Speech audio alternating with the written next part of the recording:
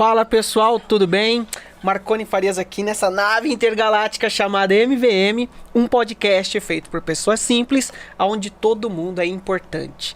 E eu estou com uma pessoa assim, sensacional, cara, mas eu não vou falar quem é, provavelmente você já deve saber, mas eu vou apresentar ela depois, tá? Porque a gente tem 2 recadinhos para passar para você. O primeiro é você compartilhar este episódio com seus amigos, você pode marcar ele, você pode se inscrever também, ativar o sininho lá no YouTube, porque isso dá uma força muito grande pra gente continuar aqui divulgando essas pessoas maravilhosas que sentam, que conversam com a gente, e eu tenho certeza que agrega também um pouco pra sua vida, tá? O nosso segundo recado é, em algum momento vai aparecer um QR Code do lado aqui da tela, e você vai poder apontar a sua câmera ali, ler esse QR Code e poder fazer uma doação. Seja 50 centavos, R$1, 10, quanto você achar do seu coração, porque isso nos ajuda a gente manter esse estúdio, manter os equipamentos, manter esse podcast funcionando, porque dá um trabalho, cara, e um custo, mas enfim, se você não tiver, não tem problema, divulga, cara, mostra para as pessoas, porque essa é a nossa meta. Bom, tirando isso, eu tenho um outro recado aqui escondido, que na verdade é a voz do além aqui, ó, que vai falar com vocês. E aí, galera? Esse daí é o Jonathan. Tava esquecendo de mim, né, Marconi? Verdade, cara.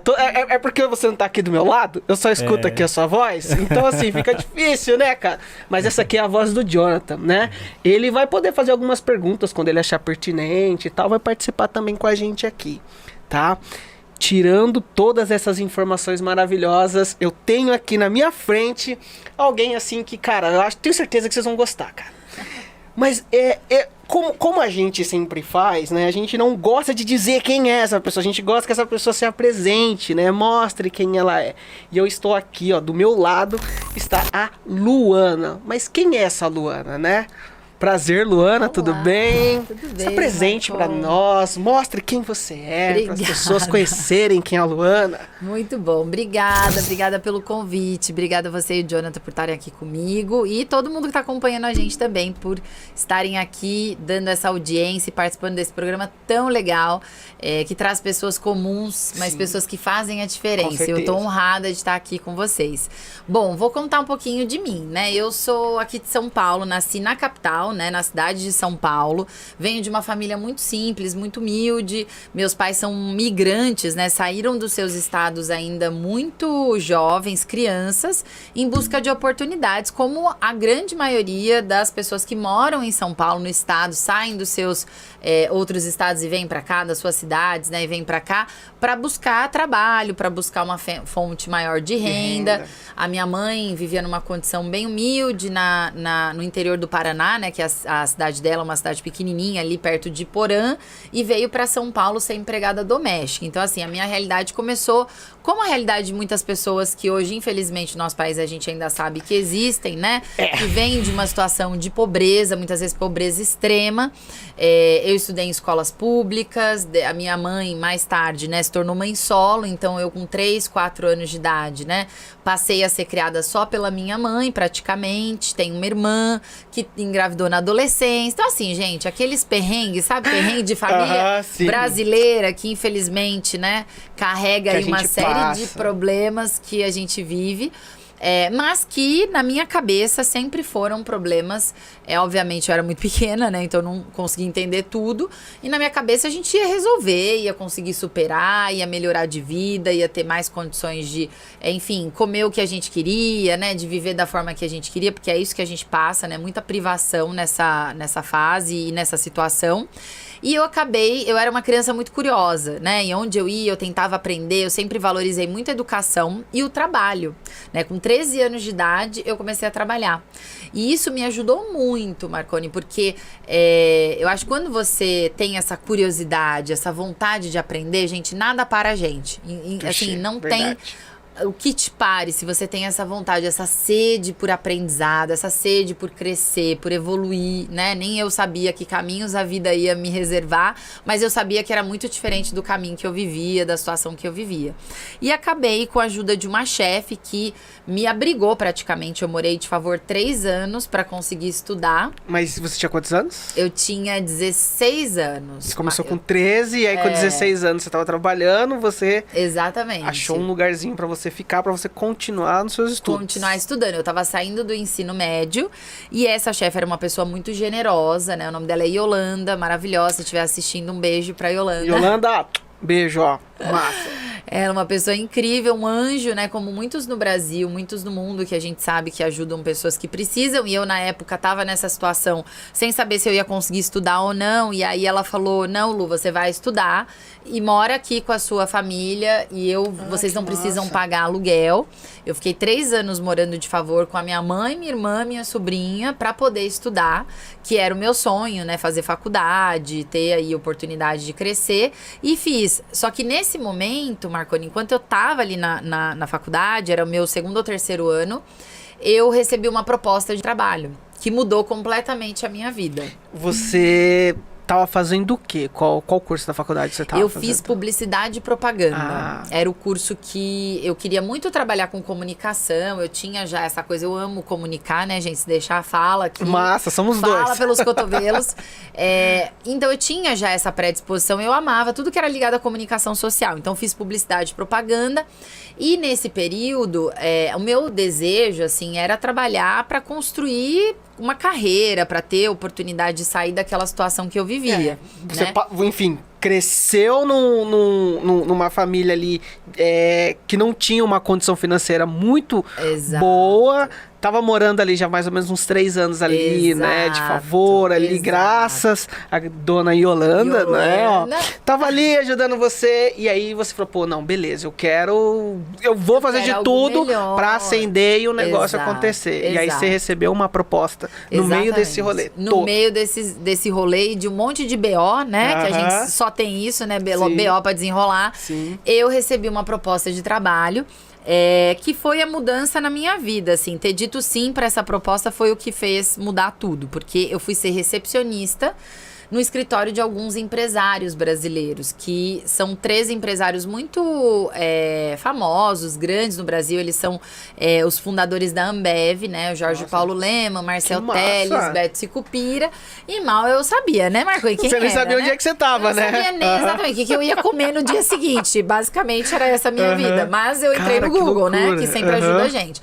Entrei lá no Google, quem é Jorge Paulo Leman, quem é Beto Sicupira. É só essas pessoas. Eu olhei e falei assim, acho que eles fizeram alguma coisa, né? Vão poder, com certeza, me abrir portas e eu vou aprender com essas pessoas, eu era esponja. Esse negócio. Onde eu ia, eu falava, meu Deus, quem é que sabe um pouquinho mais do que eu?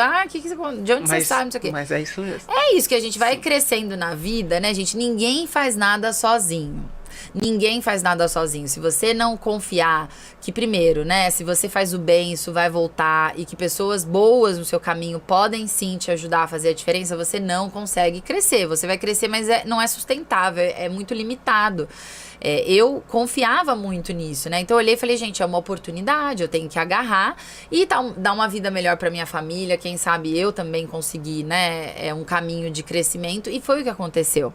Eu fui recepcionista durante 6 meses, 5 meses, muito pouco, porque acabei conhecendo o trabalho do terceiro setor. Porque além de serem empresários muito importantes, relevantes, né, para o país, eles mantinham uma série de organizações sociais que eu nunca nem tinha ouvido falar, né? Fundação Lehman, Fundação Estudar, Fundação Brava, que foi na Fundação Brava que eu fui trabalhar logo em seguida.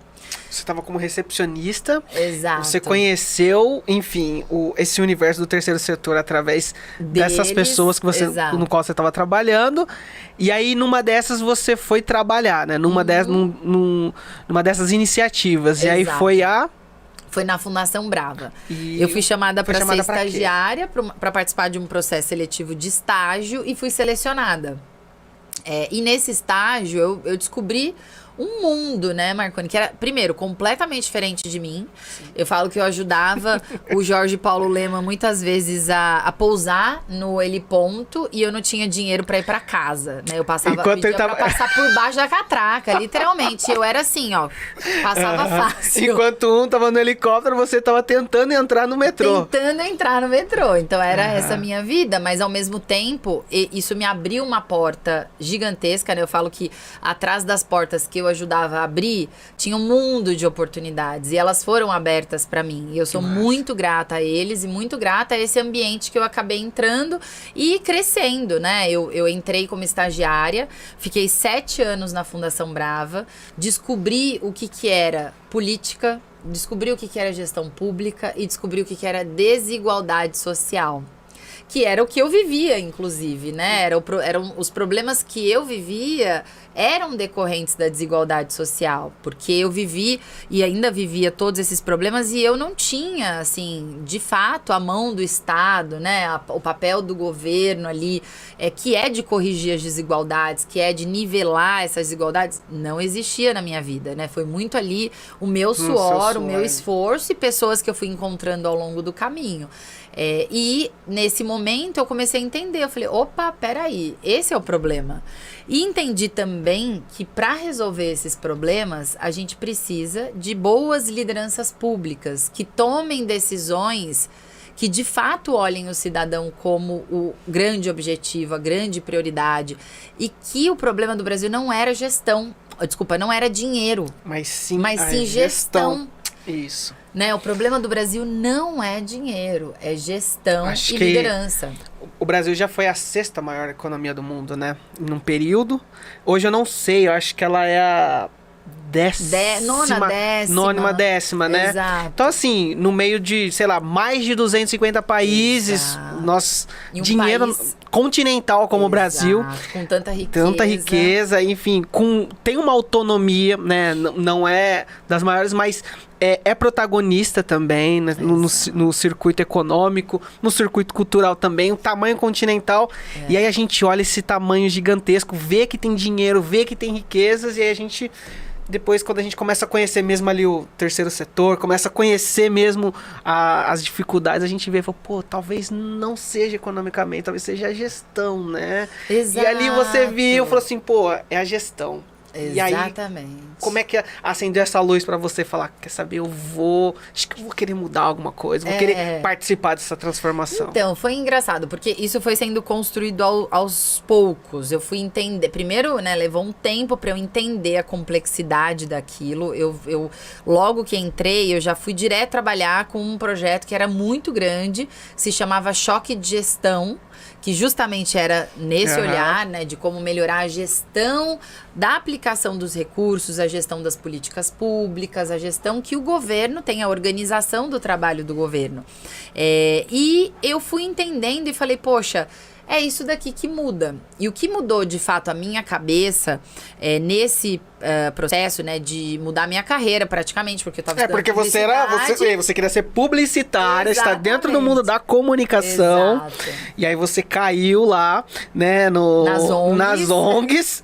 Você ficou foram 6 anos, 7 anos na Fundação Brava. E aí, falou assim, tá, e aí? Vou ter que escolher, como é que eu vou fazer? Exato, eu percebi, Marconi, assim, por várias iniciativas, primeiro, que tem muita gente boa trabalhando no governo, isso é muito importante frisar. Assim, eu tive a oportunidade de trabalhar com pessoas incríveis, muito bem capacitadas, muito bem intencionadas, que queriam fazer a diferença. Aí você me pergunta, era a maioria, Luana? Não era a maioria. E eu acho que esse é um grande desafio que a gente tem. Mas essas pessoas existem e são elas que ainda fazem o Brasil de alguma forma funcionar, né? De alguma forma não colapsar completamente, porque elas estão ali no dia a dia. Muitas vezes elas carregam o piano por 3, 4 que não estão trabalhando e fazendo o papel deles.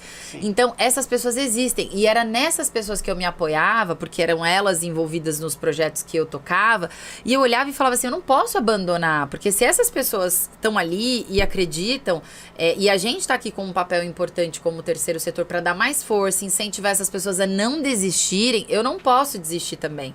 Porque é assim que a gente vai conseguir mudar, fazendo com que essas pessoas fiquem e outras pessoas se juntem para fazer força, né? Para melhorar aí a quantidade de pessoas ali trabalhando para fazer o bem, né? Para realmente fazer um bom trabalho, um trabalho competente. Então eu fui ficando. E quando eu vi projetos assim, em 2, 3 anos, gerarem transformações que as pessoas julgavam impossíveis, como um projeto bem específico que a gente fez na Secretaria de Educação no Rio de Janeiro, né? O Rio de Janeiro é um caso muito complexo. E na época era um caso muito complexo, talvez um pouco mais, porque foi um pouco antes das Olimpíadas, da Copa, né, de todo um processo de modernização que o Rio passou. Tinha um governo estadual e municipal muito alinhados e a gente estava trabalhando em várias secretarias e um dos projetos era na educação. E a proposta desse projeto era melhorar o IDEB, né, que é o Índice de Desenvolvimento da Educação Básica, tirar o IDEB da 26ª colocação, o Rio era penúltimo colocado do estado, do país, né? Pra ficar entre os 5 primeiros do país em 2 anos. Tá, vamos lá. Mas antes disso, como é que você foi pra lá pra participar desse projeto? Foi dentro... Foi na Fundação Brava ainda. Foi na Fundação Brava. Era isso que a gente fazia. Basicamente, a gente apoiava governos estaduais e municipais a melhorarem a gestão, né? Trabalhando em diversas secretarias para levar essas ferramentas e essa mentalidade mesmo de resultados, né? De focar em ter indicadores, em ter metas, em ter uma gestão baseada em evidências, que é outra coisa que no Brasil a gente faz muito pouco. Muita gente achando... né? Muito achismo e pouca... e poucos dados, pouca ciência. Exato, Realmente. A gente desqualifica muito isso. Falando, olha, eu acho que a população precisa disso. Eu acho, né? Esses achismos nós somos um país com mais de 220 milhões de pessoas que são diferentes, que têm demandas diferentes. Nós temos regiões diferentes. De um bairro pro outro muda completamente. Muda muita coisa. Né? Eu fui aqui em Mogi, numa região aqui afastada, onde uma moradora me falou, olha, durante a pandemia... os meus meninos, né, os meus filhos, para assistir às aulas, eu só tinha um celular e eu dividi entre 3. E quando o governo me mandou o chip, ele mandou o chip da TIM, só que aqui só pega Claro. Aí você vê a falta de dados e de dados para saber isso. Para você calibrar. Imagina a quantidade de chips que não foram para o lixo ou não foram utilizados, porque foi uma política mal planejada, mal analisada, com base em dados que não foram, né, os dados reais ali daquela localidade. Então esse é só um exemplo de muitas coisas que a gente acaba não parametrizando bem as políticas de acordo com os dados, as evidências, e desperdiça recurso público, desperdiça o tempo, a energia das pessoas e a crença também, porque todo mundo quer ver, né, uma situação melhor no país. Quando você vê que não funciona, você desacredita. Então, eu vi isso acontecer, né? E aí, com esse projeto, mudou a minha cabeça, porque em 2 anos a gente realmente conseguiu levar o IDEB conseguiu mudar. Da 26ª para 4ª colocação em 2 anos. 2 anos. Cara, foi uma coisa histórica. E ali me mostrou que, assim, sem dúvida, gestão e liderança, né? Uma boa liderança, uma pessoa que está ali com a caneta da decisão e quer fazer, ela move mundos e fundos e ela consegue fazer. A despeito das dificuldades, não é fácil, mas dá pra fazer. Mas que nem, vamos supor, você tava ali, né? Você viu as transformações, você viu que através de dados, através de uma boa gestão, acontece.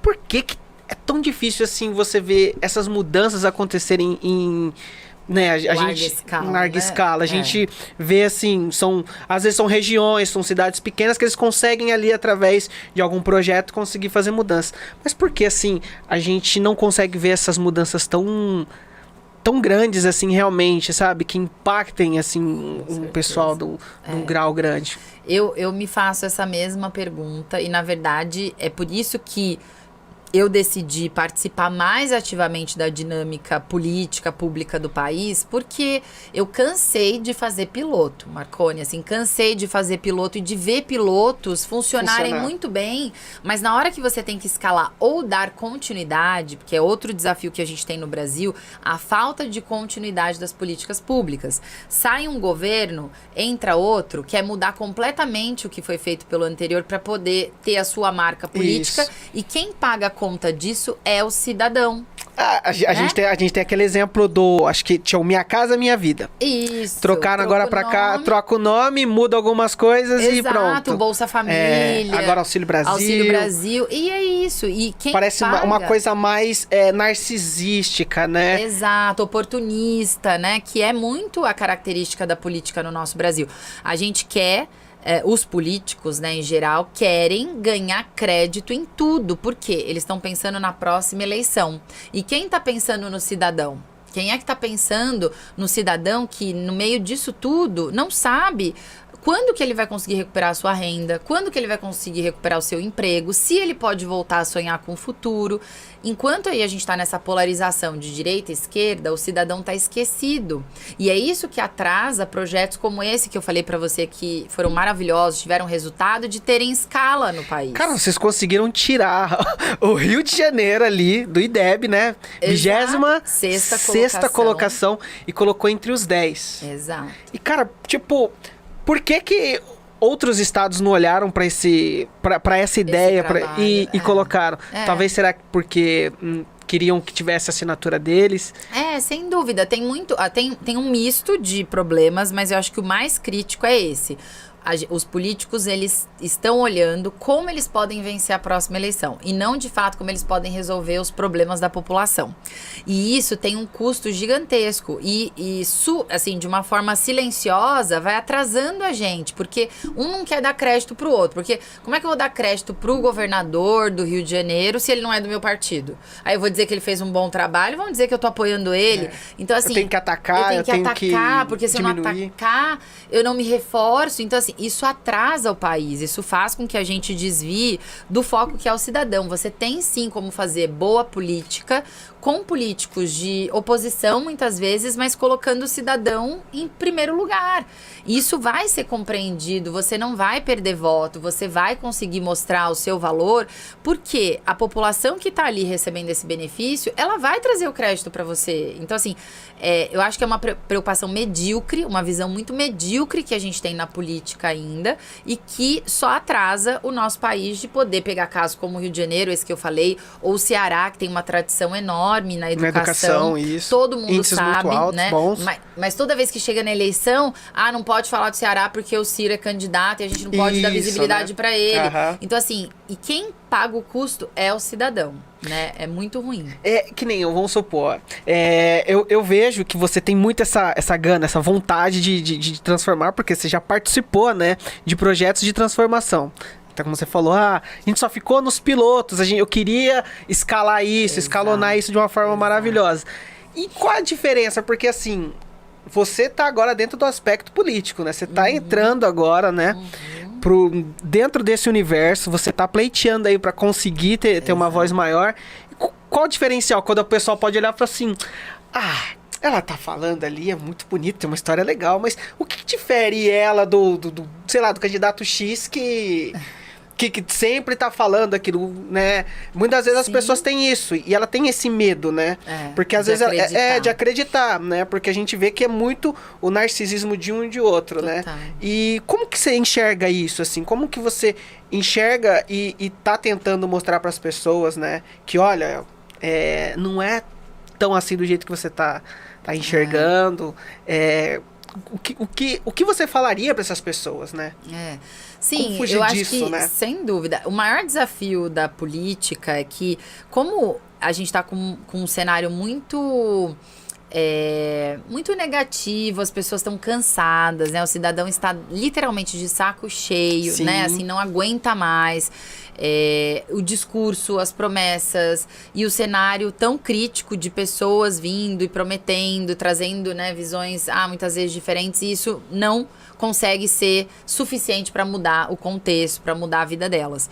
Então, eu comungo disso, assim, eu compartilho disso. Até 2 anos atrás, eu, apesar de estar no terceiro setor, eu fiquei esses 7 anos na Fundação Brava, depois 8 anos no CLP, que é o Centro de Liderança Pública, eu fui diretora executiva, ajudei a levar esses conceitos que eu tô falando aqui, de política, gestão pública, para mais de 20 estados, 10 mil lideranças públicas no Brasil inteiro, prefeitos, governadores, secretários. Eu vivi e convivi nesse ambiente durante muito tempo, e também no Congresso, quando comecei a trabalhar com as pautas mais nacionais, né, as pautas mais estruturais, que é o que o Congresso precisa atuar, né, para mudar, para contribuir. E eu vi que as pessoas tinham muita razão, obviamente, porque a política não tem nos dado motivos para ter orgulho, mas eu também acho que se a gente não acreditar, não der um voto de confiança em pessoas novas, a gente nunca vai mudar o cenário, né? Não dá pra gente fazer mudança votando nos mesmos. E acreditar que essa mudança também não vai ser do dia pra noite. Não é uma pessoa, não é só a Luana ou só a Beltrana, a Ciclana. A gente precisa, primeiro, acreditar e ter memória, porque o brasileiro tem memória curta. Pra caramba, né? A gente reclama, mas aqui é o meu momento de puxar a orelha, né, Marconi, que a gente precisa.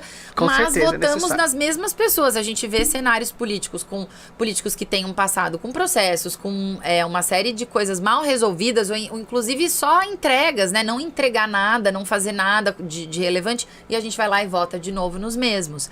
E depois a gente vai e cobra por mudanças que não são só você dar uma quadra de futebol ou resolver um problema pontual ali naquela região, naquele bairro. A gente tem problemas muito estruturais. E se a gente não olhar para esses problemas e colocar os nossos candidatos como realmente num processo seletivo, deixa eu ver se essa pessoa aqui realmente fez um bom trabalho. Deixa eu ver o que estão falando dela. Deixa eu ler o currículo dela. Isso não vai mudar. Então, quando as pessoas me perguntam isso, né, Luana, você é candidata a deputada federal, você decidiu se candidatar.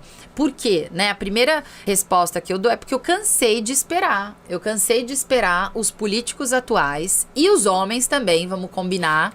Cansei de esperar os homens resolverem os nossos problemas. Agora chegou a hora das mulheres estarem junto com os homens, porque eu tenho muita clareza de que a gente precisa de igualdade, não é uma rivalidade entre homem e mulher, mas chegou a hora das mulheres participarem dessa dinâmica e contribuírem nas soluções do país.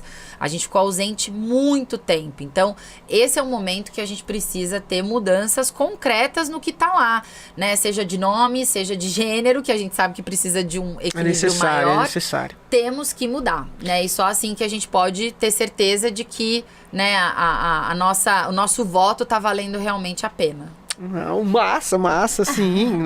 Não, até pegando um pouco esse gancho que você falou, né? De muitas vezes vocês, mulheres, né? Esperam muito dos homens ali fazerem. E a gente, até um tempo atrás, teve uma discussão, acho que nas eleições passadas, acho que foi nas eleições que foi para prefeito, vereadores, né? Teve aquela briga que algumas pessoas começaram a reclamar, mas então vai ter cota para mulheres no Congresso, tudo. E muitas vezes as pessoas não entendem, né? Que falta muito das vezes representatividade. Né? E que nem você tá dentro desse escopo já há um bom tempo, vive disso, né, de um jeito ou de outro, acabou deixando de lado um pouco a publicidade e foi mais para essa gestão pública.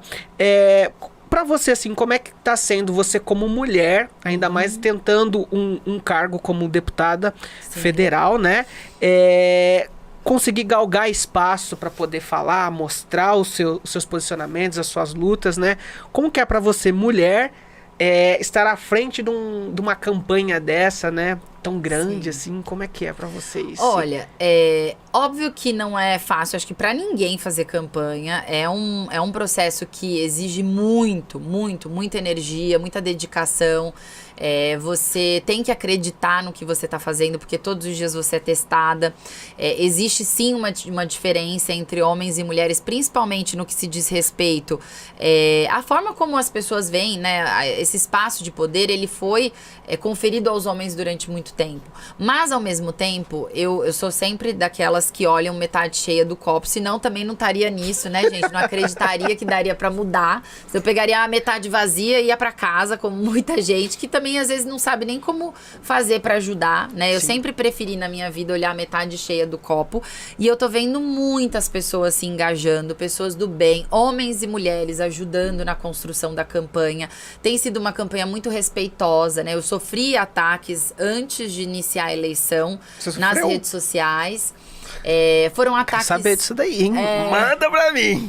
A gente sofreu ataques nas redes por robôs fazendo uma série de ações, assim, né? Ou fazendo seguidores entrarem na minha conta em massa, seguindo mais seguidores da Rússia, da Arábia, para derrubar o nosso engajamento. Sim. Ou fazendo comentários em massa em publicações me ofendendo, difamando. Foram bem pesadas, assim, as palavras e os insultos que eu sofri. E eu fiz denúncia, fiz um boletim de ocorrência, também denunciei, divulguei isso pra mídia. No comecinho da campanha, um pouco antes, parou, né, de acontecer, mas ainda assim estou com esse processo em andamento pra descobrir quem foi que fez isso. De uma hora pra outra, você começou a receber esses ataques. Exato. A cada 2, 3 dias, 4 dias, vinham ali 30, 40 comentários. Aí você entrar todos os robôs, mas me chamando de estelionatária, falando que eu era amante de fulano, amante de Beltrano, que eu tava extorquindo as pessoas, uma série de insultos. Óbvio que eu não sei, né, se é um homem, se é uma mulher, não posso aqui afirmar nada, mas eu sei que é uma forma muito ruim de se fazer política, né? É que hoje a política tá meio... As campanhas hoje estão assim, né? Super Infelizmente, inflamadas, as pessoas, elas partem para um ataque pessoal ao invés de reforçarem as suas qualidades, as suas propostas, o seu propósito. E isso desgasta, né? Isso chateia as pessoas. E é isso que está causando uma certa apatia na população, né? Sim. E essa postura de, poxa, eu não quero mais acreditar na política. Eu vejo muito isso conversando nas ruas, mas 2 minutos de conversa, quando as pessoas veem que tem uma opção de uma pessoa que está aí se juntando ou tantas outras que querem renovar a política, que acredita ainda que dá para ter pessoas íntegras, competentes, elas mudam a postura, porque as pessoas querem acreditar que elas não estão pagando 40% de imposto, né? ali. Por ano do dinheiro 40%. dela, 40% do que a gente recebe de remuneração, em média 40,82%, nós pagamos em imposto, né? Todos os anos, para pagar o salário dos políticos, para pagar os serviços públicos, e a gente recebe muito pouco em troca. E a questão do equilíbrio de gênero, Marconi, que você falou, tem um estudo do Banco Mundial que mostra que a gente perde todos os anos 300 bilhões de reais por conta da desigualdade de gênero. Porque isso traria muito mais resultados financeiros para o mercado, para a sociedade. Então não é uma coisa do homem contra a mulher, é mimimi das tem mulheres. Tem muito disso, né? Tem muito homem que tem essa ideia que acha que isso é mimimi das mulheres. Exato. Que estão querendo forçar as mulheres, seja na política, no mercado de trabalho e tudo. Exato. E são quantos bilhões? 300 bilhões. E isso tem um impacto econômico, sim, porque um ambiente mais diverso, ele traz resultados mais positivos. Isso você pode testar em qualquer ambiente que você tem que resolver um problema. Você colocar pessoas que pensam diferente, você vai resolver esse problema muito mais rápido, de uma forma muito mais criativa.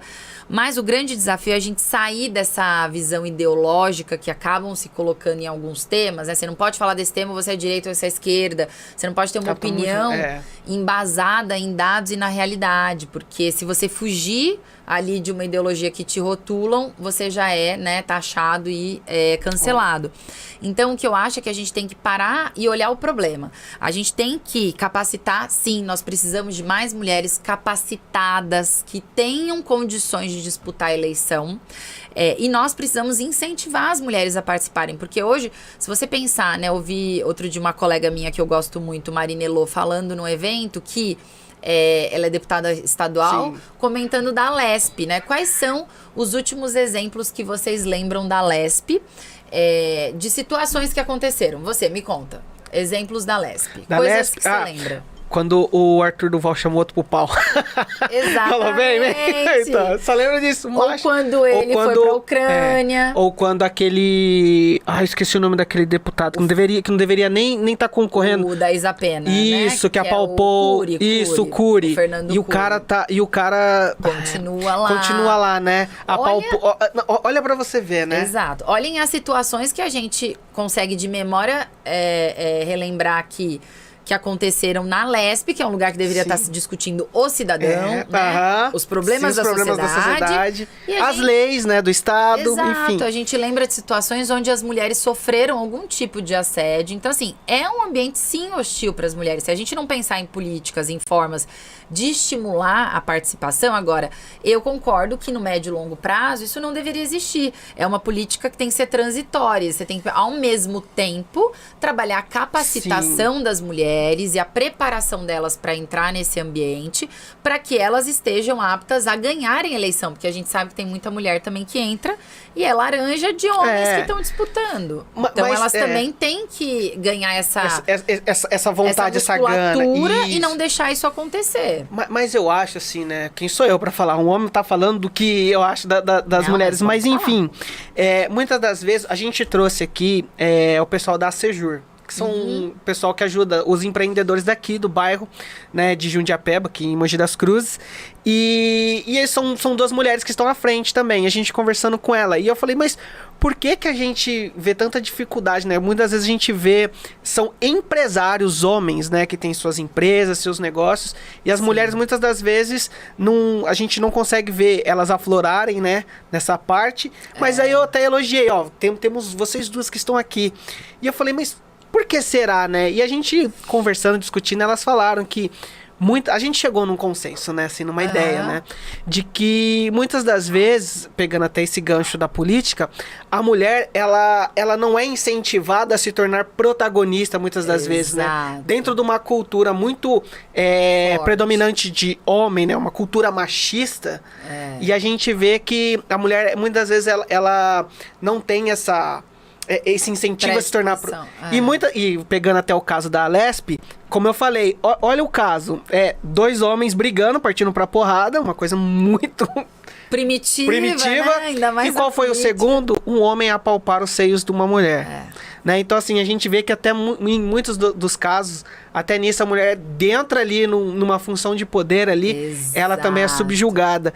Então, eu acho que muitas das vezes, a mulher, falta isso, né? Falta mulheres que estejam à frente e queiram realmente participar dessa força, mas também trazer mulheres pro rolê, pra essa luta mesmo. Pro rolê, né? Tem que estar no rolê. Eu falo, cansei de esperar os homens resolverem os nossos BOs. Vamos nós resolver os nossos BOs. A gente precisa muito disso. E esse dado, né, que eu trouxe de impacto econômico, ele choca muito, só que o mercado já percebeu, né, Marconi? O próprio mercado privado já está trabalhando para incentivar mais um ambiente inclusivo, um ambiente diverso. E acho que esse é o futuro. É só a gente entender que não é porque eu vou incentivar mais mulheres que eu não vou trabalhar também o mérito dessas mulheres. Eu não quero qualquer mulher, né? Assim como eu não quero qualquer funcionário quando eu contrato alguém especificamente para aquela vaga, que eu quero que seja uma mulher agora, porque esse ambiente tem muitos homens e eu quero trazer um componente aqui de diversidade para trazer mais equilíbrio, mais criatividade, mais inclusividade. Você não vai desqualificar, você vai querer uma pessoa que tenha aquela qualificação. Se não tiver, eu já passei por isso como gestora, né? Muitas vezes você não encontrava. E aí você ia trazer a pessoa que tinha mais mérito para aquilo, infelizmente, até que o mercado e também a qualificação dessas mulheres vá melhorando, ou daquele perfil que você quer vai melhorando para você conseguir trazer essas pessoas. Então, não acho que é ou mérito ou diversidade. Eu acho que tem que ser os dois juntos. Você com certeza vai encontrar bons profissionais que tenham um perfil diverso para compor um time. Assim como na política você precisa encontrar essas mulheres. Só que a gente tem que trabalhar a formação, né? Eu sou bem crítica a isso. Eu ia falar isso, assim. Eu acredito que é necessário existir políticas que incentivem as mulheres, né? Que coloquem mulheres, traga diversidade para a política, enfim, para o mercado. Mas como que muitas vezes a gente vai ter essas pessoas super qualificadas se muitas das vezes elas são desencorajadas ou dificilmente conseguem, né? Eu sempre falo que exceção não é regra. Né? Muitas vezes a gente pega uma pessoa e fala, ó, generaliza. Ela conseguiu, então todo mundo vai conseguir. Fala, não funciona assim, cara. Com certeza. Como é que é pra você isso? Eu acho que é só olhar um pouco a minha história, assim. Hoje no Brasil, se você for olhar os números de alunos da rede pública que vão para o ensino superior, ele é muito, muito, muito mais... muito inferior ao de alunos que são da rede privada. Isso. Por quê? Há uma defasagem muito grande no ensino e nessa ponte entre o ensino médio e o ensino superior. E estudar em Oxford, né? Eu fiz mestrado fora do Brasil. Eu passei em Você fez mestrado de? Mestrado em políticas públicas. Que massa. Agora, em 2020... antes de decidir que eu ia me candidatar, eu queria muito, eu tinha esse sonho de estudar fora, de fazer mestrado. E apliquei, fui selecionada entre 8 brasileiros, era um grupo grande de 153 pessoas, mas de 8 brasileiros eu era a única de escola pública.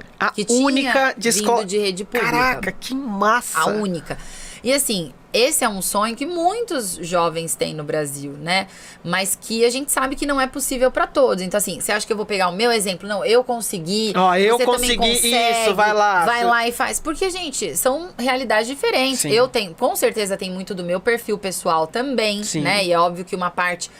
sim a pessoa querer ter força de vontade, mas se a gente não oferecer políticas minimamente equilibradas para gerar oportunidades iguais, eu nunca vou conseguir medir se o meu esforço pessoal ele foi suficiente para isso ou não. Eu não Sim. sei. Hoje eu não ninguém pode falar isso. Eu mesma não posso falar. O que eu posso dizer é que eu tenho certeza que eu corri muito atrás. Você lutou pra conseguir isso, muito, claro. Mas muito. Foi você que sentou a bunda ali, ó, na cadeira, estudou pra caramba e tal, pra conseguir. Abrir mão de ir isso, pra de muita balada, coisa. de sair com os amigos, de comprar o que eu queria, de comer o que eu queria pra poder estudar e trabalhar, porque eram coisas que eu amava fazer e amo fazer. E sei que nem todo mundo tem essa predisposição. E é necessária, porque não adianta também você só cobrar. É o que eu falo pras mulheres, né? Eu criei uma aceleradora de mulheres na política, chamada Conecta, no começo do ano.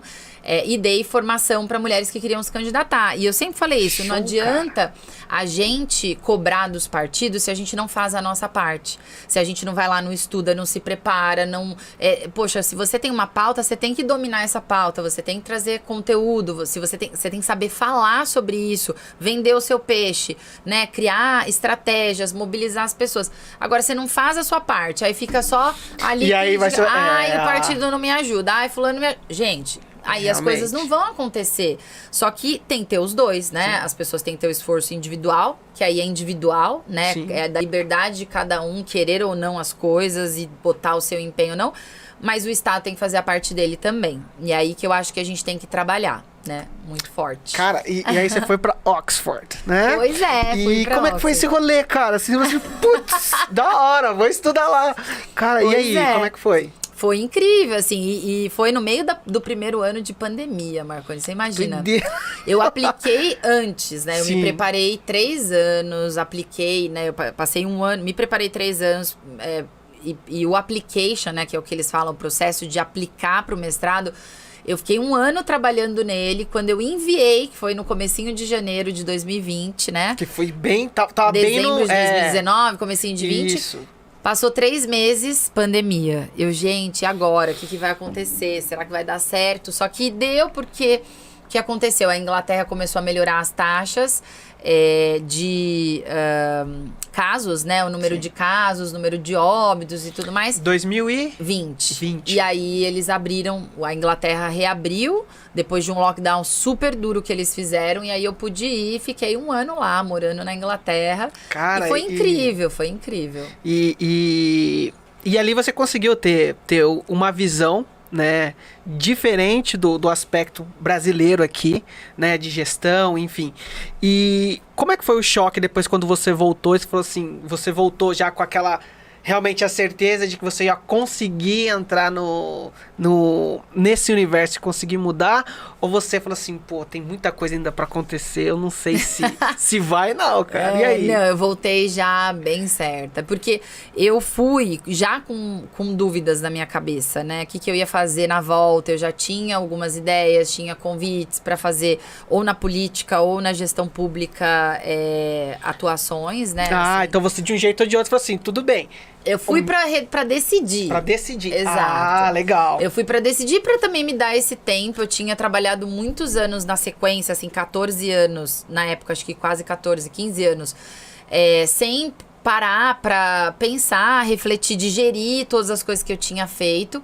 E aí eu fui porque eu queria pensar e ter esse um ano, óbvio, pra também mergulhar e estudar coisas que eu queria. Eu queria muito estudar o tema da inovação no serviço público, na economia, tecnologia, como é que a gente usa isso para melhorar a qualidade das políticas públicas, trabalhar a inclusão digital. E o tema das mulheres, que era outra questão que eu queria muito olhar, a liderança feminina, essa questão da participação das mulheres na política. Mas também decidi o que eu ia fazer da minha vida quando eu voltasse. E Então, qual foi a decisão? E aí, o que aconteceu lá? Acho que eu nunca contei essa história. Eu, pelo menos não nos podcasts, né? Mas quando eu cheguei, eu olhei aquele grupo, assim, eram 153 pessoas de 49 países. Pareciam todas cópias de Luana. Outras Luaninhas e Luanos espalhados pelo mundo, em muitos países idealistas, pessoas que queriam ajudar os seus países, transformar, fazer políticas diferentes, enfim, ajudar a sociedade. Então eu me vi ali numa explosão de engajamento, né, de vontade de fazer as coisas acontecerem. E eu comecei a ver que tinha algumas pessoas que queriam se candidatar também. Aí eu falei, vamos criar um grupo aqui, né? Um grupo. Hoje em dia, né? Quem não cria grupo do WhatsApp, né, gente? É um por dia, assim, 2, 3 por dia. E aí a gente criou um grupo do WhatsApp pra discutir. Só que quando eu vi, 60 pessoas da turma queriam se candidatar. E aí, de 3, a gente virou um grupo de 60 e eu me tornei coordenadora desse grupo. E a gente criou uma trilha de conteúdo dentro do mestrado para discutir candidatura, campanha, né? Para quem tá querendo um dia participar da política e tal. E eu acabei conduzindo esse processo com eles e, ao mesmo tempo, fui fazendo a minha reflexão pessoal. E aí, quando eu olhei para o Brasil e vi a situação que a gente vivia aqui com a pandemia, na época foi ali um pouco antes daquele caos de Manaus, lembra? Sim, da falta dos oxigênios. Gente, aquilo, eu não conseguia dormir, assim, faltava ar em mim, sabe? De angústia de ver as pessoas morrendo por asfixia, porque não tinham oxigênio, sabendo que, enfim, toda aquele, né, situação da gestão da pandemia que a gente viu. Eu falei, assim, a gente precisa acreditar, sabe? A polarização só vai crescer. Eu já tinha na minha cabeça que 2023 ia ser um ano muito difícil e que o Congresso ia ser muito importante. E aí foi nesse momento, juntando tudo isso que eu falei. Agora ou nunca, eu preciso me preparar. E aí fui preparando psicológico, né? Terapia. Primeiro de tudo, acho que preparar a cabeça, né? É necessário, né? Eu acho que é muito importante. Não tem como. E também ouvindo as pessoas, assim. Faz sentido uma pessoa como eu participar? O que vocês acham? Quem era mais próximo? Os meus mentores, mentoras, pessoas amigas.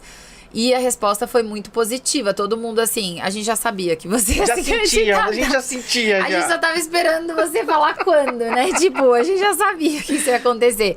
E aí eu, fui me preparando e tentando de lá, assim, e visualizando como construir. Eu nunca tinha me filiado num partido na vida, né? Eu era executiva. Então, você tava dentro do tudo bem que você estava no terceiro setor, mas você estava no outro e aí você teve que escolher o partido, analisar. E qual partido você hoje tá? Eu tô no PSD. PSD. D de dado. E foi uma escolha difícil, assim, porque, né, pra quem tá entrando, escolher partido, a gente tem 34, né? Já começa por aí, que já é uma confusão. E um momento onde a polarização toma tanto conta do debate que eu não queria estar envolvida nisso, dentro dos extremos. Eu queria, de fato, construir algo que mostrasse que a política não é só isso, né? Não é binária, como a vida não é binária. Tem pessoas que conseguem ter força nas suas opiniões, mas ao mesmo tempo sem criticar, né? Ofender as pessoas, sem essa postura intolerante e pensando soluções, porque é o que o Brasil precisa. Então, eu fui, né, ali fazendo um filtro até chegar no PSD, que me mostrou ser um partido com estrutura, porque já tem, né, uma história aí, apesar de não ser dos partidos mais antigos, tem uma história e uma estrutura já, né, bem consolidada, e que para uma nova candidatura teria condições de me receber e também de me aceitar como eu sou, eu falo, né? Assim, as suas pautas, as minhas pautas, precisa... exatamente. O que eu acredito que é essa visão bem, assim, realista do que é o país, né? A gente é um país pobre, a gente precisa investir em políticas que resolvam isso de uma vez por todas, mas eu também tenho uma visão liberal econômica, por exemplo, e acredito que a gente tem que trabalhar a eficiência do Estado, do gasto público, abertura econômica, tudo aquilo que uma agenda mais liberal, economicamente, ou olhando a modernidade, né, o futuro, preconiza, eu abraço essa agenda. Então, é uma visão mais realista, porque eu não acho que a gente consegue resolver os problemas do Brasil com uma única visão ideológica, assim, é impossível na minha cabeça. Pegando esse gancho aí, você falou, a sua visão hoje econômica, né, e social, né, é uma visão mais liberal, uma visão liberal, né? Muitas das vezes as pessoas podem cair num conflito, falar assim, mas pô, se ela tá falando sobre a gente desenvolver políticas, né, de inclusão da mulher, Exato. Da diversidade, como que uma liberal fala isso? Como é que é, né? E como é que você explica isso para essas pessoas quando elas caem dentro desse questionamento, né? Sim. Porque parece que são antagonismos, né? Eu sou liberal, é só o setor privado e ponto final, é a economia à frente de tudo, meritocracia para isso. Explica porque muitas das vezes as pessoas não entendem, né? Como você falou, elas têm uma visão muito binária. Elas acham que se a pessoa tem uma pauta mais progressista, ela já é um comunista de carteirinha, usa vermelho, foi-se um não acredita na exato, na economia, no capitalismo. O que eu costumo responder é assim, você, para ser liberal de verdade, né, que é a minha visão, você tem que entender que primeiro você parte do indivíduo, né? E para um indivíduo ter liberdade, ele precisa ter mínimas condições para tomar suas decisões e para usufruir dessa liberdade. Hoje, o nosso país, infelizmente, quando eu olho países mais desenvolvidos, liberais, e que hoje tem uma agenda muito mais voltada para a economia, as pessoas conseguem tomar suas decisões sem muita intervenção do Estado, são países muito mais ricos e desenvolvidos do que o Brasil. É claro que chegar nesse estado da arte, da liberdade, é um desejo muito legal, mas a gente tem que ser realista. Vamos olhar o nosso país, a gente tem condições de ter isso, com 30 milhões de pessoas e uma história vivendo na diferente, pobreza, né? Uma história muito diferente, uma construção social diferente. Como é que a gente fala isso num país que metade da população não tem esgoto tratado? Então. Isso é absurdo, assim, como é que eu quero ser um país puramente liberal se eu não crio condições para as pessoas chegarem a usufruir dessa liberdade? Então, o papel do Estado é corrigir desigualdades e mediar conflitos entre mercado, entre setores e menos intervenção. Eu acredito muito nisso, mas a gente precisa olhar por essas pessoas que hoje ainda dependem muito do Estado. Agora, uma visão que só olha para o longo prazo, sem considerar o que as pessoas estão sofrendo hoje, para mim é uma visão que não é humana. Né? Você desconsidera o sofrimento que as pessoas vivem hoje. E eu posso dizer isso porque a minha família e nós vivemos isso todos os dias. Eu tenho pessoas da minha família que sofrem nos corredores do SUS, esperando meses, ano por uma cirurgia. Então, o que eu faço com essas pessoas? Como é que eu respondo para essas pessoas que eu sou liberal e que eu acho que, enfim, o mercado não tem que regular, o SUS não dá conta e a gente tem que, né, levar tudo para o mercado? Eu acho que tem que ter um equilíbrio, né? A gente entender que nenhuma visão nem outra é capaz de resolver tudo. Agora, eu também não acho que o Estado é capaz de resolver tudo. Eu acho que ele tem que garantir as condições para as pessoas mais vulneráveis e garantir essa oportunidade igualitária que a gente tanto sonha, mas ao mesmo tempo ele tem que atuar onde ele é mais eficiente, onde ele realmente precisa. Em muitas áreas, precisa privatizar, vamos privatizar. Né? Se não está sendo eficiente para o Brasil, inclusive o saneamento, o novo marco do saneamento, ele abre para o mercado privado. Isso vai garantir que a gente universalize até 2030, que é a nossa meta. Sem dúvida, isso vai mudar completamente, porque as empresas públicas não foram capazes de entregar. Elas viraram cabides de emprego, super inchadas, né, com um investimento muito pequeno, praticamente só para pagar folha de pagamento. Então, a quem que o Estado está servindo nesse momento? Né? É a população ou as pessoas que estão ali trabalhando e vivendo daquela renda, né? Então, acho que a gente tem que colocar sempre essa questão no meio. Óbvio que a gente não quer acabar com os empregos, né? Deixar as pessoas, sem terem ali a sua fonte de renda, suas condições de viver. Mas, ao mesmo tempo, o objetivo do Estado não é dar emprego para todo mundo. O objetivo do Estado é entregar para o cidadão.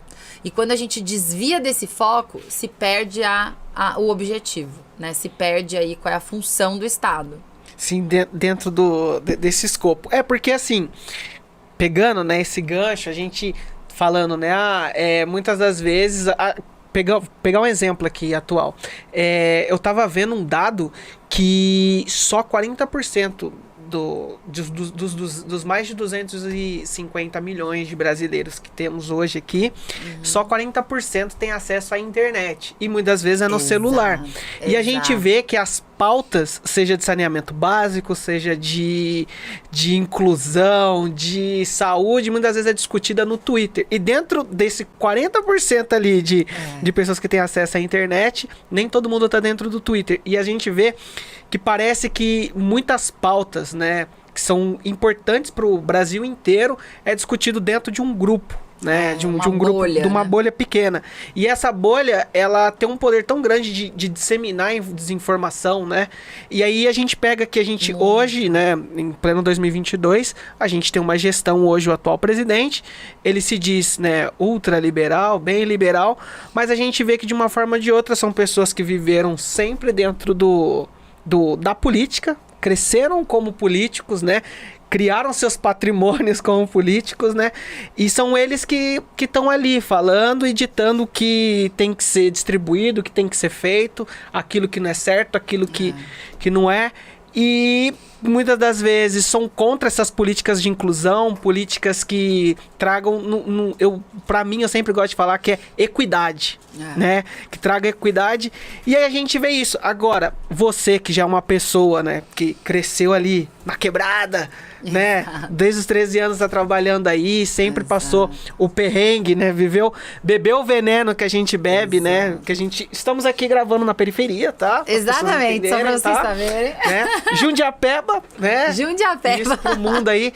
E que nem você que passou por todo esse processo, né? Você viveu nos dois extremos, né? Você conheceu realmente o que é viver na periferia, o que é realmente, tipo, você arrumar o heliporto pro seu patrão lá pousar e falar, pô, como é que eu vou embora com a passagem que eu tenho aqui que não dá pra pagar. E aí você quer entrar na política, você tem todo esse escopo aí, né? E aí você se diz liberal, eu sou liberal, tudo, né? E as pessoas, elas não conseguem muitas das vezes acreditar, porque vai falar assim, essa daí não sabe nem o que tá falando, porque a gente vive nesses extremos, binário, né? Binário, né? E aí eu quero fazer aquela perguntinha pra você, né? Né? No meio, você tá no PSD também, dentro desse rolê. Como que tá pra você, né, nessas eleições, que hoje parece que tá sendo dividida entre Lula e Bolsonaro? Né? Qual a sua visão sobre esse momento, né?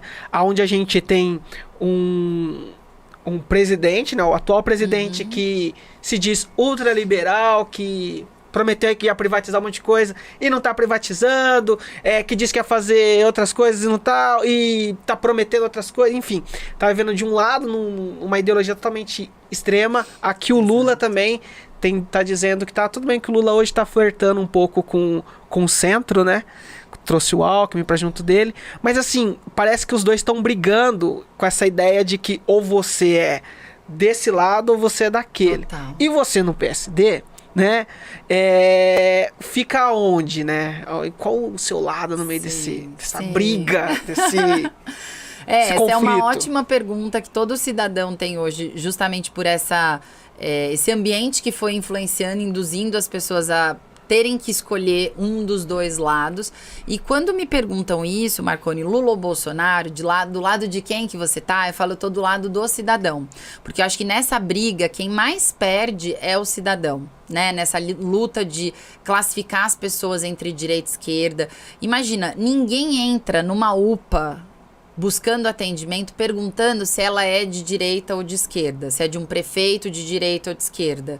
As pessoas querem ser atendidas. Então, acho que a gente tem que parar de tentar classificar as pessoas numa caixinha ideológica que só se retroalimenta, né? Porque uma alimenta a outra, mas nenhuma delas está olhando de fato para o cidadão. A gente tem que começar a falar de propostas, de projetos, de pessoas que estão no centro, que deve ser sempre os cidadãos, né? Sempre deve ser o cidadão o foco dessa discussão. Então, hoje eu não apoio nenhum dos dois, né? Não estou participando desse rolê aí. Dessa baguncinha. Dessa bagunça. E com muito orgulho, porque eu acho que nenhum dos dois me representa, nenhum dos dois representa o tipo de política que eu acredito que o nosso país precisa e que eu tenho certeza que a população merece, que o Brasil merece, para que a gente olhe para frente, olhe para o futuro, que a gente resgate os sonhos das pessoas, mas com propostas e pessoas diferentes e novas, que realmente representem esse futuro. Eles, para mim, representam o atraso de tudo aquilo que a gente não merece, não precisa na política. Moralmente, tecnicamente, politicamente, não consigo respeitar nenhum dos dois. Eu acho que a gente precisa construir um novo caminho. Infelizmente, as tentativas de construção de terceira via foram muito fracas. Sim, e tardias. Demorou, né? Demorou muito a construção. A gente tem, de novo, um desafio grande no Brasil de abrir mão dos egos, abrir mão dessa disputa de poder, de novo, em prol do cidadão. E acho que isso é o pior câncer que a gente tem no Brasil. É aquilo que atrasa a nossa população de evoluir, de priorizar, por exemplo, a educação de verdade, para que a gente mude essa roda que, infelizmente, ela nunca vai deixar de girar para um sentido muito negativo se a gente não travar ela no meio e botar a educação no centro. Nunca vai mudar. Então, só que para isso acontecer, a gente precisa escolher lideranças que priorizem realmente isso e tenham como uma intenção criar um projeto diferente de país. Mas hoje, no cenário que a gente tem aí com pouquíssimos nomes nessa linha de terceira via, o Congresso Nacional se tornou a terceira via. Ele precisa hoje estar preparado, né? Depois do dia 2 de outubro, estar muito preparado para o que ele vai receber em termos de governo, em termos de o que vai ser a oposição no Brasil em 2023. Ele vai precisar estar muito preparado para isso. E a população, hoje, infelizmente, não está olhando para esses cargos com prioridade.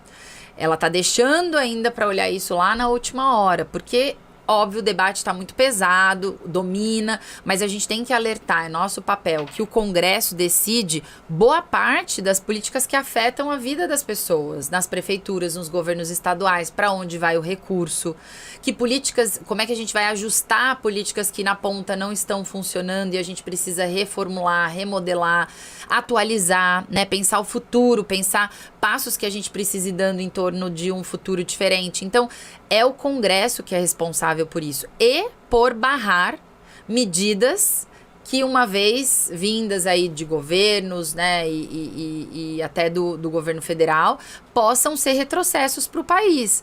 Então, o Congresso é essa terceira via hoje. E é isso que eu tô me focando, né? E por isso a minha resposta vai ser sempre essa. O cidadão é o foco. Então, não, show! Foi bom. Muito bom. É isso. Porque as pessoas, você falou uma coisa que eu achei muito massa, muito importante. As pessoas estão olhando muito para quem vai votar para presidente, né? A gente tá muito nessa briga, né? De quem é de direita, quem é de esquerda. E como você falou, a importância dos deputados, os federais e os estaduais, mas com mais enfoque mesmo aos deputados federais, né? Exato. Que muitas das vezes, que nem o podcast aqui o nosso público hoje são pessoas, né, que muitas das vezes sentam para querer conhecer pessoas e conhecer mundos, universos que eles não conhecem. Sim. E eu acho sempre importante trazer pessoas que têm esse domínio, que conhecem esse mundo, né? E qual a importância para essas pessoas que vão estar assistindo? Qual a importância de saber, de focar e eleger realmente deputados federais, né? Nessas eleições, como você disse, porque 2023, independente de quem ganhar, Exato. o ambiente político vai estar muito difícil. Qualquer um dos dois, né? Eu tô falando dos dois porque realmente São a realidade, né? As pesquisas dizem isso, acredito nas pesquisas, tá? Acredito nos dados. Enfim, e a gente tem esse cenário. E a gente sabe que independente qual dos dois que ganhar, vai ser muito difícil para ele, né, conseguir ali fazer sua gestão. E a importância de ter esses deputados federais ali, né? Exato. Explica para o pessoal a importância, né, de eleger bons deputados, né? Sim, é isso. O cenário atual já mostra que o Congresso é muito importante. A gente tem 513 cadeiras, são 70 para o estado de São Paulo. Nós precisamos que essas cadeiras elas tenham a maior renovação possível. Eu acredito muito em candidaturas de renovação, não à toa. Estou advogando em causa própria, óbvio, mas também não à toa. Faz parte, né? Até porque eu dei esse passo, então agora é para valer, a gente vai ganhar, vai dar certo.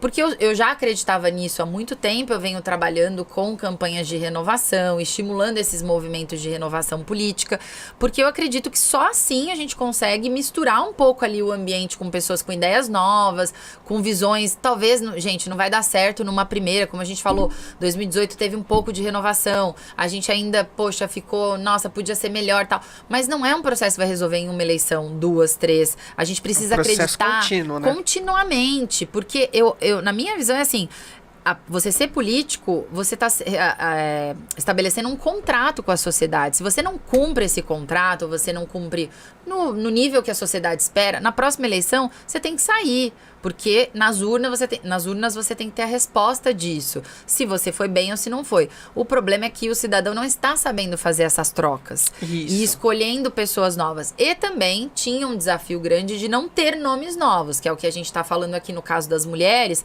também para os homens. Muitas vezes homens que não necessariamente são da política, ou que não estão nesse ambiente, também não se sentem atraídos pela política. Encorajados de assumir esse BO, esse né? BO, fala, pô. Por quê? Poxa, eu sou aqui uma pessoa íntegra, competente, ganho meu dinheirinho aqui suado, mas honesto. Vou me juntar nessa corja de raposas? Vou abrir mão disso. Vou abrir mão para dançar essa dança deles. Dançar essa dança, colocar a minha vida exposta, né? Os meus bens, as minhas conquistas pessoais que eu tive, pra me juntar nessa corja, né? De política suja que existe hoje no Brasil. Ninguém quer, gente, nem homem nem mulher.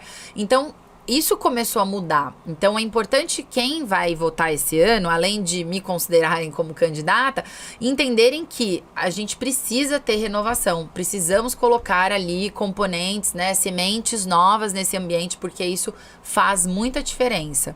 E, óbvio, olhar o currículo dessas pessoas, o que elas já fizeram de coisa concreta. Eu acho que a coisa mais crítica que eu vejo, porque tem muito político de renovação que é político de internet. É político de rede social, fala super bem, explode, viraliza e não sei o quê. Só que você vai olhar o histórico dessa pessoa, ela não tem projetos concretos, ela não conseguiu realizar, entregar nada de valor para a sociedade que mostre que ela vai conseguir fazer isso numa escala muito maior, como a que ela vai ter oportunidade se for eleita. Então, se a gente não olha histórico, também a gente cai nesses contos do vigário, né? Estilo nomes que a gente já falou aqui no programa, né? Infelizmente. E que, poxa vida, olha aí, né? Foram, né, excluídos, escorraçados da política porque não tinham condições de estar ali, nem moral e nem de entrega, de execução. É muito difícil você executar coisas no ambiente público. Exige uma energia e um desgaste, assim, pessoal, muito grande. Você tem que estar realmente disposto e querendo entregar, fazer.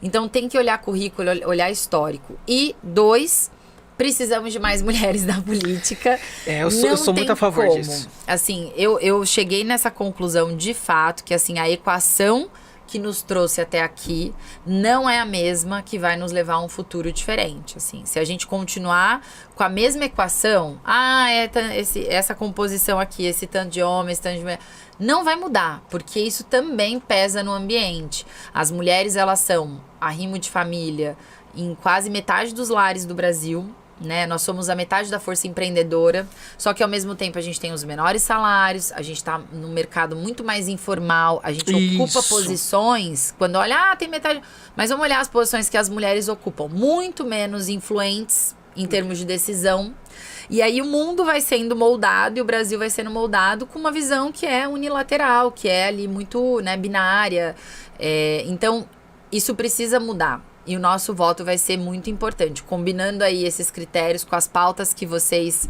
elegerem como prioridade, é isso que eu dou de sugestão, né, para essa eleição, porque o Congresso precisa ser melhor qualificado. 2023 em diante, na minha visão, tem que ser o ano de reconstrução. Independente do andar de cima, a gente tem que trabalhar aí o que a gente puder para fazer essa construção nova, né?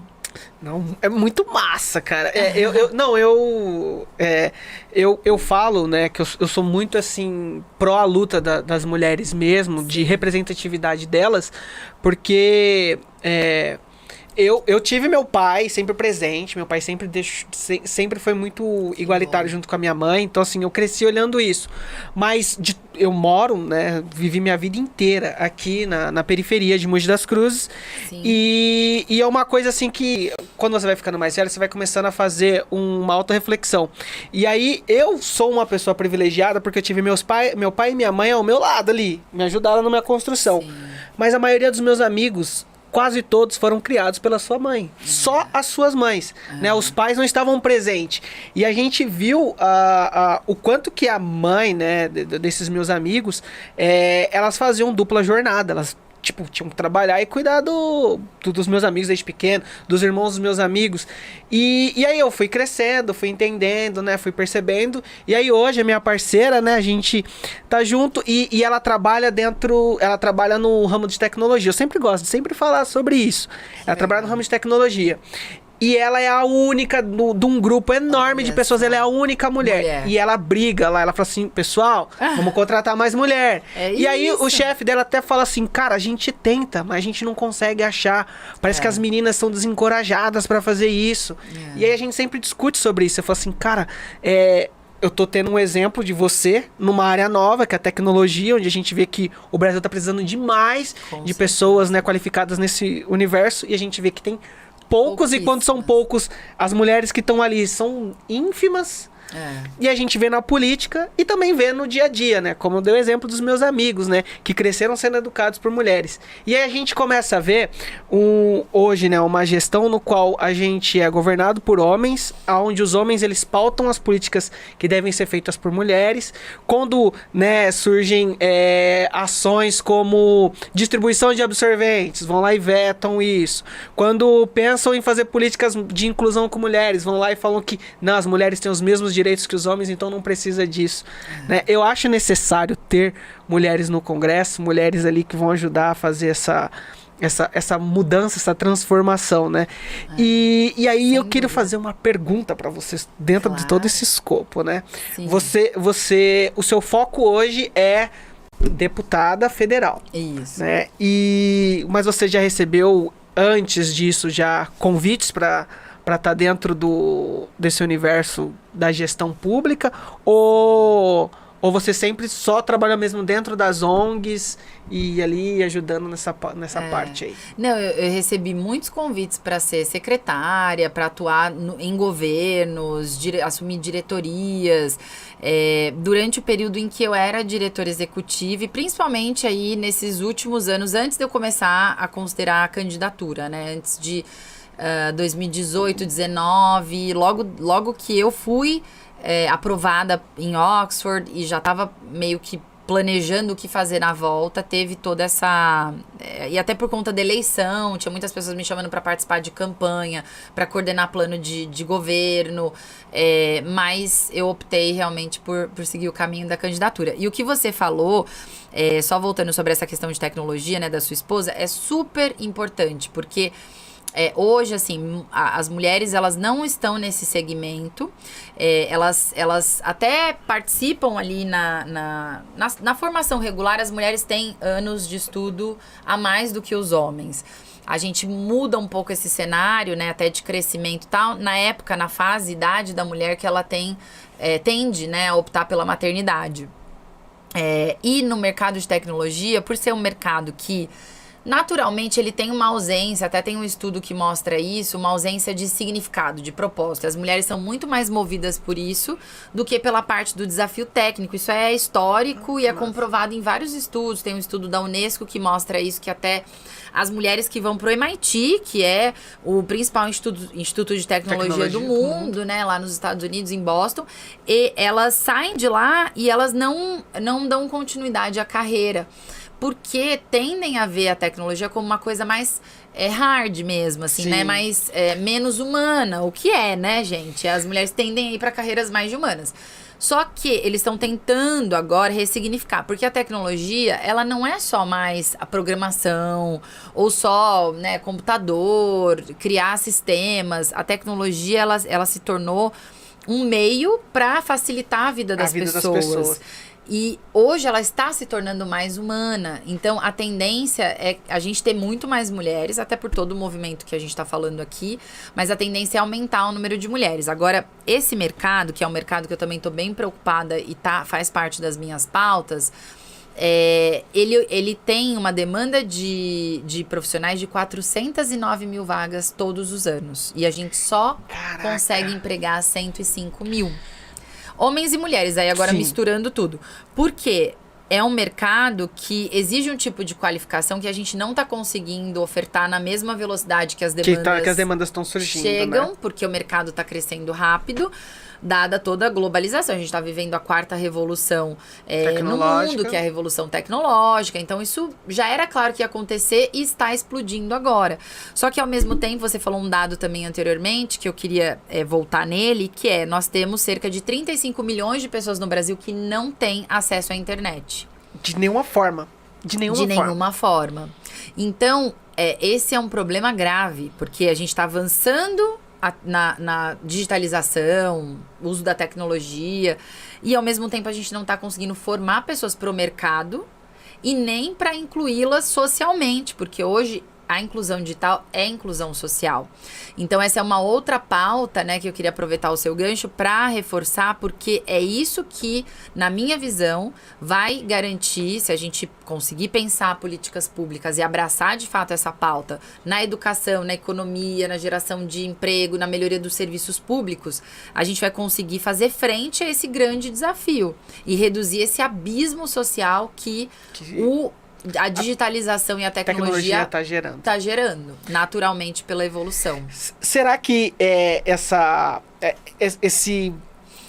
esse crescimento tecnológico, né, crescendo de uma forma tão rápida e o Brasil não está conseguindo, né, acompanhar, talvez isso se deu realmente só por questão do crescimento da tecnologia, assim, desse salto gigantesco, ou foi porque a gente meio que não olhou muito para esse lado, assim? A gente deixou de formar, de capacitar os jovens e a população mais idosa também, que sofre muito, né? Sim. Porque acaba não conseguindo acompanhar tanto E na exclui velocidade. eles, né? E acaba excluindo.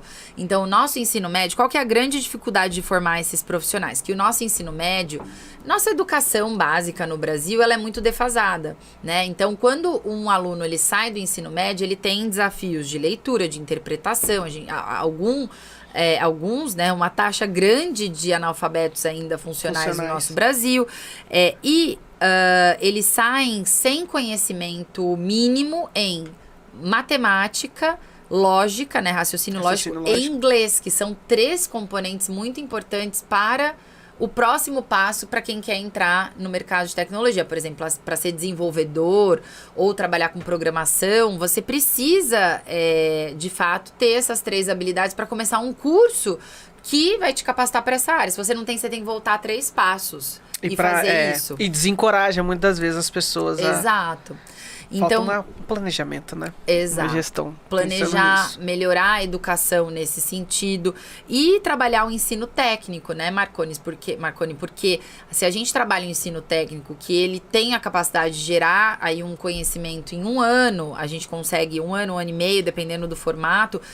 Você consegue trazer esse conteúdo, óbvio que a gente tem que melhorar o nosso ensino médio, implementar uma série de mudanças que a gente já aprovou, inclusive, mas trabalhar o ensino técnico como uma alavanca para acelerar a entrada desse jovem que hoje está desempregado, ou desse profissional que está fora do mercado e tem potencial e quer entrar nessa área, para fazer frente a isso e trazer uma entrada mais rápida desse jovem, dessa pessoa no mercado. Porque senão a gente só vai acentuar, né, essa exclusão no mercado e a dificuldade do jovem de recuperar a sua capacidade de gerar renda.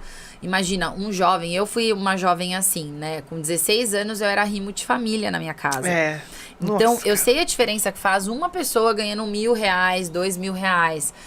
O salário inicial para essas áreas é isso, R$2.000, R$3.000. Um jovem trabalhando numa família de 4 ou 5 pessoas faz muita diferença. Demais. Então, a gente tem que investir, porque pro curto, médio prazo, isso é super importante. E aí, pensar políticas estruturais para a educação básica e para o ensino superior também, que precisa, né, ter um ajuste aí nos investimentos.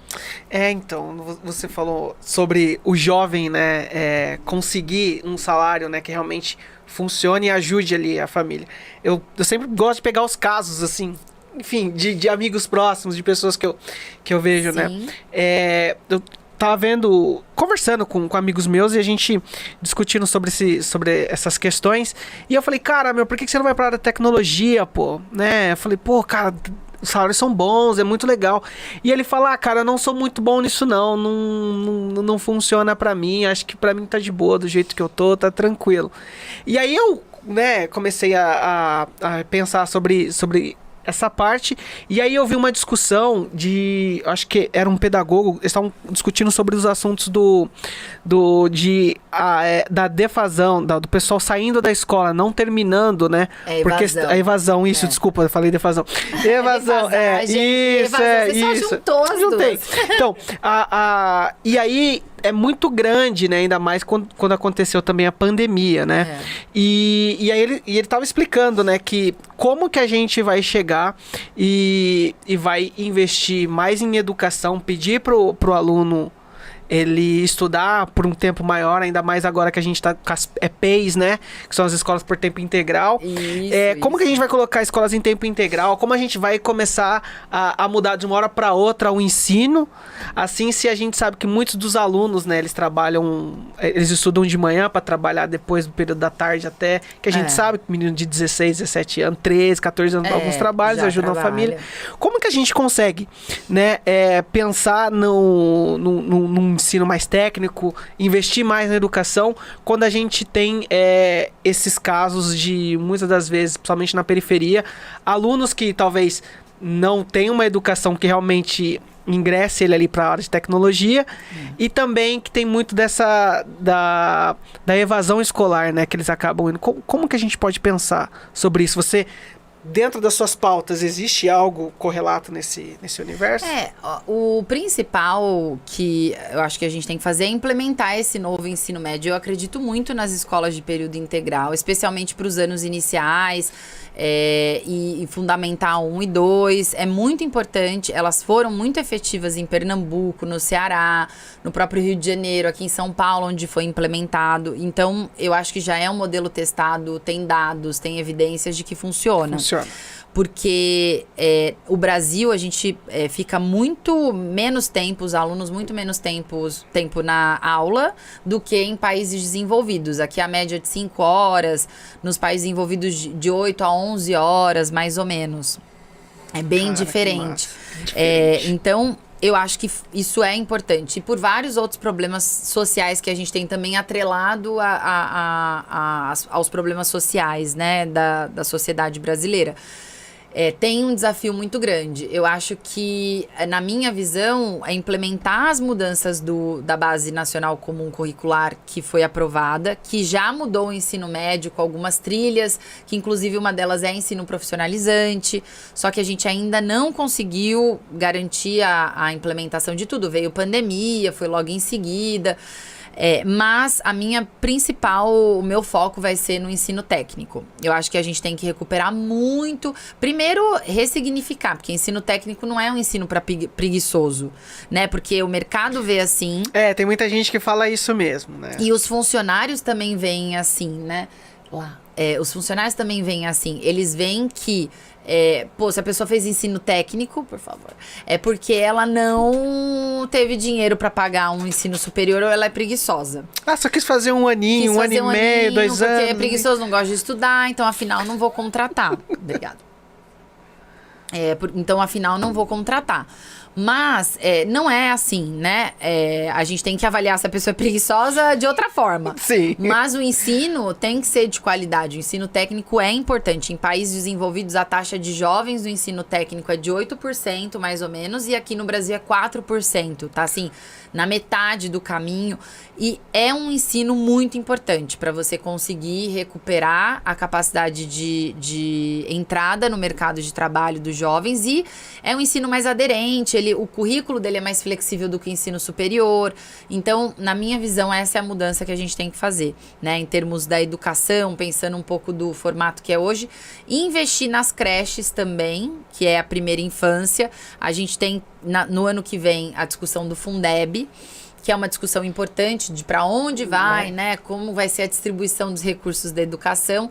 E eu quero estar lá para ajudar nessa discussão, porque ainda que eu vá batalhar pelo ensino técnico, que é tido como um ensino intermediário ou ensino superior, eu acredito que a gente precisa investir mais na primeira infância do que a gente investe em ensino superior. A gente fez o contrário do que o mundo inteiro que se desenvolveu e melhorou a educação fez, que é investir mais no ensino básico e menos, né, proporcionalmente no superior.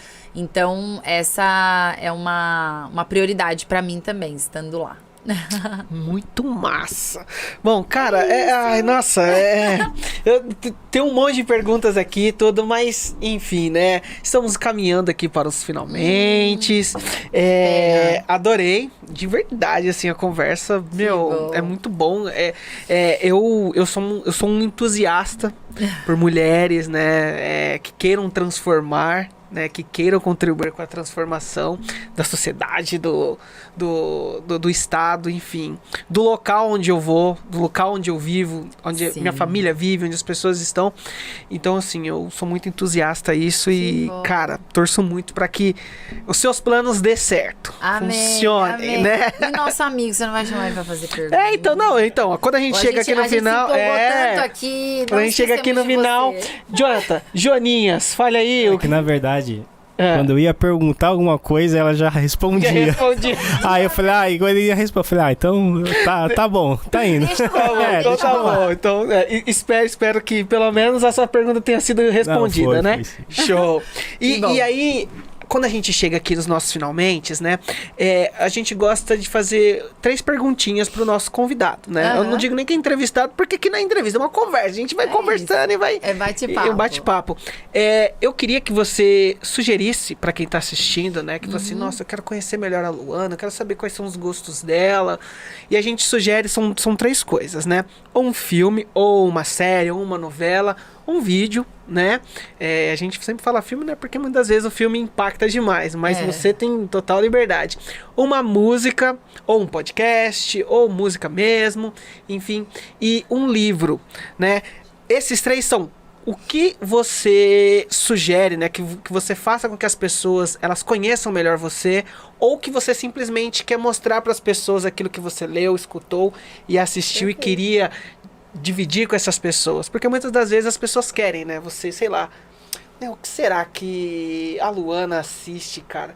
Pô, gostei tanto da ideia dela, deixa eu ver o que ela assiste. Muitas vezes as pessoas têm essa curiosidade. E sem contar que a gente também quer incentivar as pessoas a lerem também, né? Porque a gente sempre pede, fala de um livro aí, ainda mais sabendo que no Brasil a gente tem, né, essa dificuldade, né? A gente vê que poucas pessoas gostam de ler. Exato. E muitas das vezes as pessoas não sabem como começar a ler ou ler alguma coisa que realmente seja interessante. Sim. E aí a pessoa que está aqui conversando com a gente Muito pode bom. Ajudar. Claro, com certeza. Essa é a ideia. Muito Então, assim, bom. você tem um filme ou uma série, novela, uma música, um Tá. podcast, enfim, e um livro que você gosta ou que você queria compartilhar com as pessoas. Perfeito.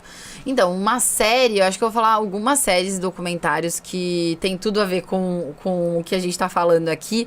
Primeiro é Virando a Mesa do Poder, que é um documentário sobre as eleições nos Estados Unidos em 2018, se Muito eu não bom. salvo engano. Outra série é Borgen, que é BORGN, que fala sobre política. Gente, todos esses são sobre política, tá? Me desculpem. Mas tem um viezinho aí, né? Nos últimos anos, meses.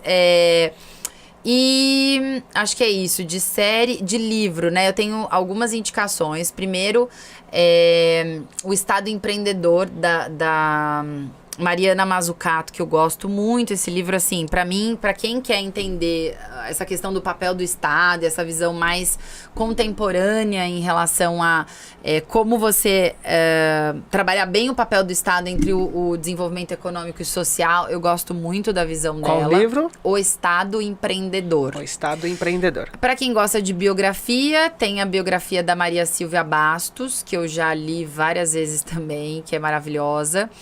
Que é Vontade Inabalável. Vontade Inabalável. A Maria Silvia é uma executiva, gestora pública, ela foi presidente de companhias do setor privado, no setor público, e é uma pessoa incrível. E um terceiro é do Adam Grant, que é um livro chamado Pense de Novo.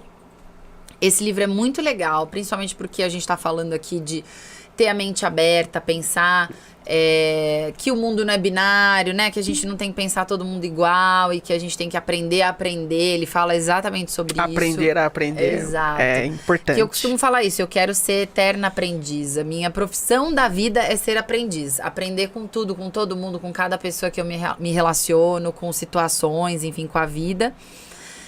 E acho que é isso, série, livro e uma música, um podcast. Gente, a música que está na minha cabeça nesse momento é o jingle da minha campanha. Ah, é? Eu não consigo pensar em outra coisa. Eu tomo banho, eu acordo, eu durmo. Ah, já tá aqui, ó. Aí, ó. É aí que vocês vão ouvir em primeira mão. Ah, boa. Pode botar? Pode, não tem problema não. Põe aí, pessoal. Agora ninguém, porque não pode ser só eu, gente. Ninguém mais vai dormir também pensando no jingle, porque eu não consigo mais.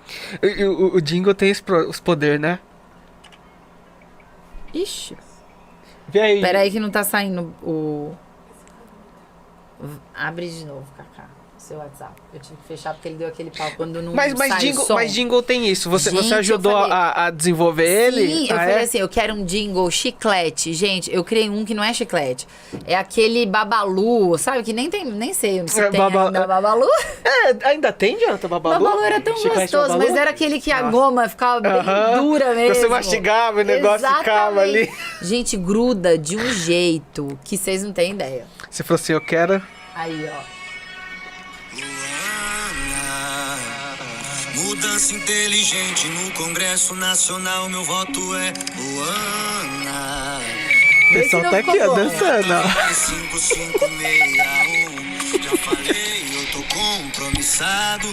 Luana Tavares, ela tá do nosso lado. Eu gostei da pegadinha. Quer cuidar da gente na capital da nação. 5561, vou digitar. 5561, vou confirmar. 5561, votar geral.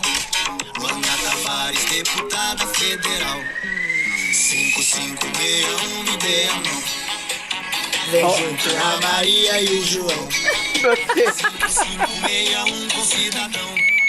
Luana Tavares, eu voto de coração.